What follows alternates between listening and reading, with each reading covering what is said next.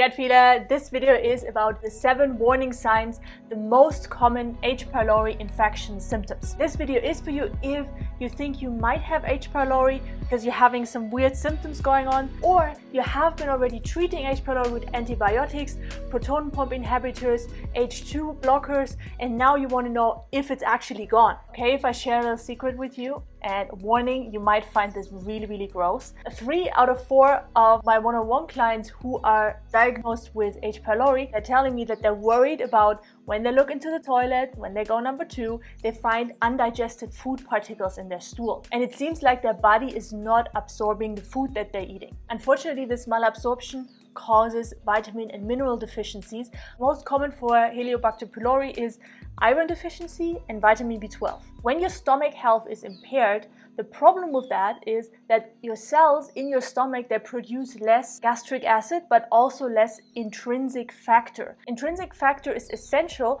to protect vitamins like B12, to not get destroyed by the acidity, and to also help transform them into a body-friendly, absorbable form. Warning sign number 6, acid reflux, especially in the night. Here's one thing that doctors often don't tell you, and that is so essential for your healing. When you have acid reflux, when you have H. pylori symptoms, the reason why you have them is because you do not have enough hydrochloric acid, enough stomach acid, the good stomach acid that your body is producing. Because the job of the stomach acid is to kill the bad guys, to kill the pathogens and the viruses that are coming in with the food. So the more good stomach acid you have, the less acid reflux, the less H. pylori symptoms you experience. Short story, just a few days ago I went to this mountain town, took a day off, and I went to this mountain town here in beautiful Mexico, and it seemed like a really good idea until I got into the bus.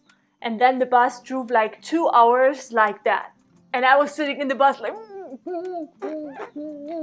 There's this one symptom that is often overlooked and not really taken for full: nausea. This diffuse sensation of unease and discomfort. I have to share with you, I'm feeling deep compassion for you and the other gut feelers who are experiencing this nausea, which I just had for 2 hours, but you might experience it every single day. Did you know that 10 to 20% of your energy every day goes to your digestion? Now imagine when the body is fighting off pathogens like H. pylori, you'll feel it in your energy levels. One of the most common warning signs is this gradual loss of energy. Also has a lot to do with your liver health. Maybe you feel you wake up in the morning like, oh my god, I need like 2-3 cups of coffee just to get started.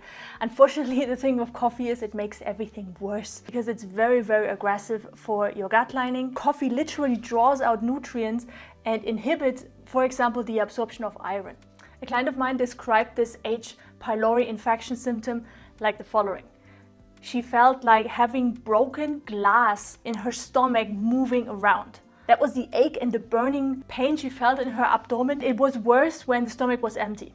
Why? Because when pathogenic bacteria like H. pylori have the right condition, what they do is they proliferate, the body reacts with inflammation and irritation from the stomach lining. It's extremely painful. Right conditions? Right conditions for H. pylori? Yes, because what you eat matters a lot for the pathogenic bacteria. There are certain foods that they like and certain foods that they hate. To help you out with this, I created the 1-week gut healing challenge, which is basically a meal plan that helps you to get started in a gut-friendly way to starve off those pathogens and also strengthen your stomach and heal this irritated, inflamed gut lining and the stomach. I put you a link in the description. It's called the 1-week gut healing challenge. Warning sign number 2. Imagine the food that you're eating every day is not properly broken down. We talked about malabsorption, right?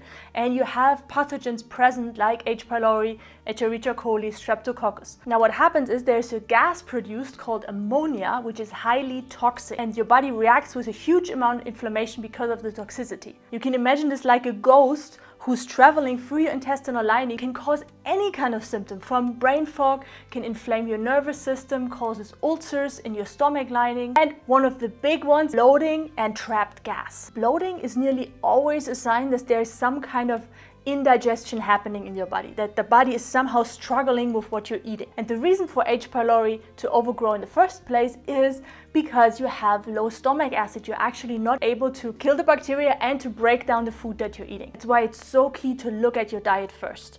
when you're dealing with H. pylori. Helicobacter pylori, warning sign number 1. Story of a friend of mine was dear friend. We spent a lot of time together when we were living in the Findhorn Foundation in Scotland, an intentional community. She was already pretty thin, but once she contacted H. pylori, she lost 20 kilos in a month, 44 pounds. She didn't really want to eat anything. She felt this constant nausea that we talked about. And unintentional weight loss is one of the biggest warning signs for an H. pylori infection. If you feel like, oh my God, I think I have 1, 3, 4, all of the symptoms, I'm going to share with you the first step that I highly recommend you to do. You should start with your diet. There's really no such thing as neutral food, because food really, they fall into 2 categories. Either that food feeds your cells and it feeds your body and it supports your strength, or that food feeds pathogens like H. pylori. Before you start taking antibiotic, PPIs, or H2 blockers, or all kinds of crazy supplements, focus on your diet. Focus on foods that are rich in natural enzymes, that come with their own enzymes, that are easy to be digested, and that are antiviral, antibacterial. So the pathogen like